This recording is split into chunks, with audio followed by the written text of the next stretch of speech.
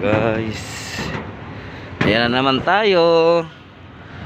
Ayan sila, nag-reflex waterproofing.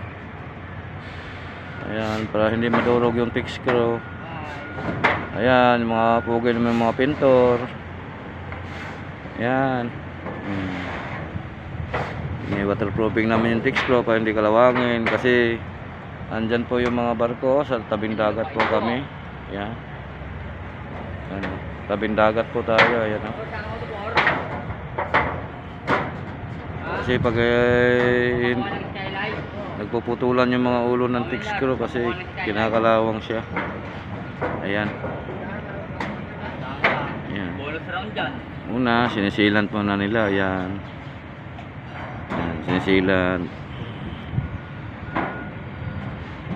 Pagkatapos isisilan,